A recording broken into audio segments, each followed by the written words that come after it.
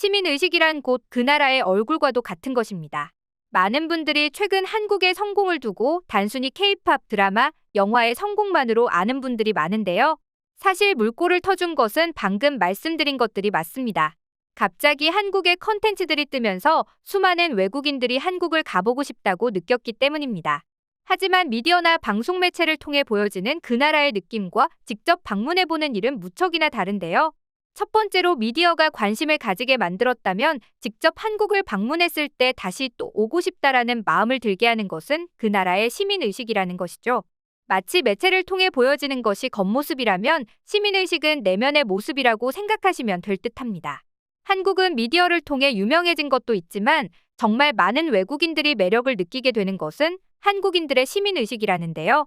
다른 나라에서는 상상도 할 수 없는 높은 시민의식으로 인해 한국에서만 가능한 일들이 있기 때문이었죠.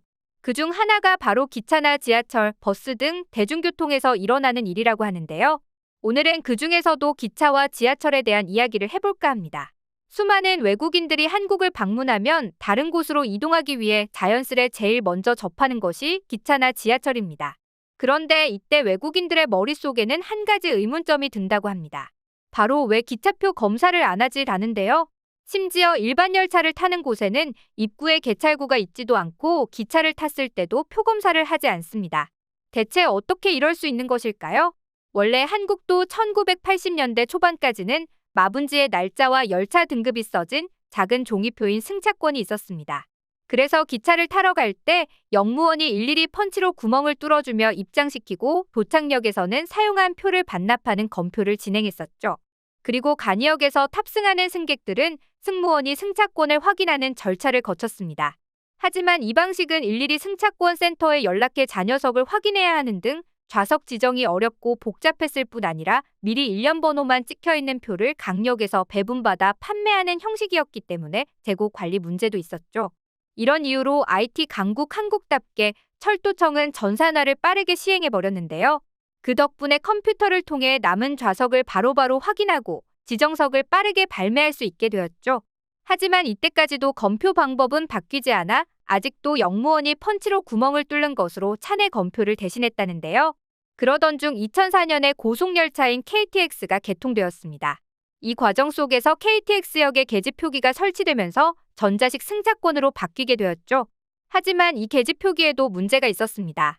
개찰구가 좁기 때문에 캐리어를 사용하는 사람이 많은 기차역에서 불편하다는 민원들이 많았다는 것이죠.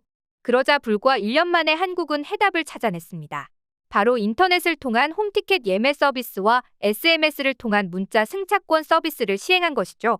거기에 승무원에게 승객 확인용 PDA가 보급되면서 열차 내에서 실시간으로 좌석 예매를 확인할 수 있고 차내에서 부정승차자를 즉시 잡아낼 수 있게 되었죠. 하지만 재미있는 점은 이 과정도 점점 줄어들었다는 것입니다. 한국인들은 높은 시민의식으로 거의 부정승차자가 발생하지 않게 되었고 그렇다 보니 승무원들이 검표를 하러 일일이 돌아다니는 것이 인력 낭비가 되었던 것이죠. 이런 소식이 알려지자 가장 놀란 나라는 바로 중국이었다고 하는데요. 왜냐하면 중국의 경우에는 지하철만 타려고 하더라도 우리나라의 공항 수준의 보안 검색과 맞먹는 검사를 진행하기 때문이죠. 우리는 교통카드를 찍고 가면 되는데 중국의 경우에는 비행기도 아니고 단순히 지하철을 타는 것뿐인데도 소지품 검사를 한다니 굉장히 답답할 것 같은데요. 이렇게까지 하는 이유는 지하철에서 인화성 물질이나 폭발위험 물질, 총칼류 등 위험한 물건의 휴대를 금지하기 때문입니다. 그렇다 보니 출퇴근 시간에는 지하철 러시아워라는 말이 생길 정도로 혼잡하다고 하는데요. 우리나라 출퇴근 9호선은 애교 수준이 아닐까 싶습니다. 하지만 흥미로운 것은 중국인들은 과거에는 이 모든 과정이 불편하다는 것을 못 느끼고 당연하다고 생각해왔다고 합니다. 그렇지만 지금은 해외여행을 하는 사람이 늘어 한국을 한번 방문하고 나면 이 과정이 너무나 답답하게만 느껴진다는데요. 하지만 한편으로는 정말 저런 위험한 물건을 휴대하는 사람이 많기 때문에 필요한 절차라며 어쩔 수 없다는 반응과 그 덕분에 검사를 해주는 사람이 있어야 하니 일자리 창출에 도움이 된다는 반응도 나온다고 합니다. 하지만 길게 본다면 이런 조치가 일자리 창출이 된다고 해서 나라 경제에 도움이 되는 일일까요? 신뢰 자본이라는 말이 있습니다. 신뢰가 사회적 자산이 된다는 뜻으로 신뢰가 혈연을 넘어서 사회 구성원들 사이에 넓게 확대되어 있으면 고신뢰 사회, 혈연 관계에 있는 사람들만 신뢰할 수 있는 사회를 저신뢰 사회라 부르죠. 그리고 저신뢰 사회의 전형적인 예로 꼽히는 것이 바로 중국입니다. 중국은 가족 내의 결속력은 굉장히 강합니다. 그래서 기업도 주로 가족들이 운영하죠.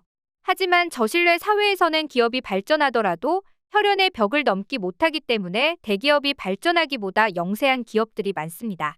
실제로 수많은 경제학자들이 한 사회에서 타인에 대한 신뢰도가 10% 증가하면 경제 성장률이 0.8%나 성장한다고 측정하는데요. 실제로 신뢰의 수준이 10%포인트가 증가한다면 돈 한 푼 들이지 않고서도 5만 개가량의 일자리가 해마다 추가로 생기고 50조 원의 효과를 볼 수 있다고 합니다.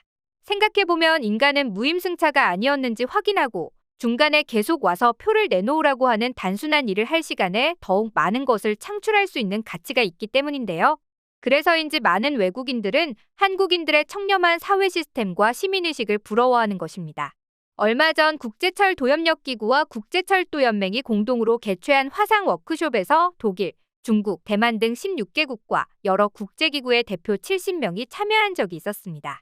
참석자들은 각국의 전자예매 시스템을 소개하고 시스템적인 부분에서 더 개선 방향은 없는지 서로 고민해보는 자리였죠. 한국의 코레일도 이날 한국 기차의 예매 시스템에 대해 발표를 했습니다. 그런데 다른 나라의 시스템을 설명할 때는 시큰둥하던 사람들이 한국이 발표를 하자마자 놀랍다는 듯이 집중했다는 것입니다. 특히 많은 국가들이 제발 노하우를 알려달라며 매달렸던 부분은 역시나 영대에서 검표 없이 열차에 바로 승차할 수 있는 시스템이었죠. 이에 한국은 기쁜 마음으로 공유를 했지만 시민의식도 뒷받침되어야 하는 일이기에 과연 이게 다른 나라에 적용을 해봤을 때도 잘 지켜질지는 미지수입니다. 한국은 높은 시민의식으로 누리는 것들이 참 많습니다. 우리가 평범하게 생각하는 택배 문화만 하더라도 그렇습니다. 저만 하더라도 택배를 주문할 때 꼭 쓰는 문구가 있습니다. 바로 부재시 집 앞에 두고 가세요인데요. 왜냐하면 택배기사님도 저도 시간이 중요하기 때문에 굳이 집에 사람이 없더라도 두고 가기만 하면 되기 때문이죠. 하지만 외국에서는 어떨까요? 거리가 가까운 일본만 하더라도 수령자가 집에 없을 경우 부재통 지표라는 것을 두고 가고 사람이 있을 때까지 몇 번이나 방문하는 것이 원칙입니다. 그 덕분에 분실 우려는 적지만 매번 집을 비워야 하는 사정이 있는 사람에게는 굉장히 골치가 아픈 일인 것이죠. 그리고 같은 곳을 몇 번이나 방문해야 하는 기사님들에게도 고역일 수 있습니다. 그리고 미국의 UPS 택배 같은 경우에도 부재 시에는 물건을 도로 가져간다고 하죠. 오히려 외국에서는 집 앞에 두고 가면 분실이 빈번하기 때문에 일부러 이런 서비스를 제공하는 것이 감사한 일이라고 합니다. 그 외에도 외국인들이 놀라는 것 중 하나는 카페나 식당에서 잠시 자리를 비울 때 노트북이나 가방을 두고 가도 아무도 훔쳐가지 않는다는 것인데요. 그 덕분에 많은 외국인들이 한국에서 살기 좋은 이유로 안전을 제일 먼저 꼽기도 하죠. 이런 이유로 현재 한국은 외국인들의 방문 수가 엄청나게 늘고 있는 나라 중 하나인데요. 그냥 방문하는 것에 그치지 않고 아예 살아보고 싶다며 한 달살이, 1년살이를 체험하는 외국인들도 늘고 있는 추세입니다. 한국을 방문한 외국인들이 한국의 정을 톡톡히 느끼고 갔으면 하는 바람입니다.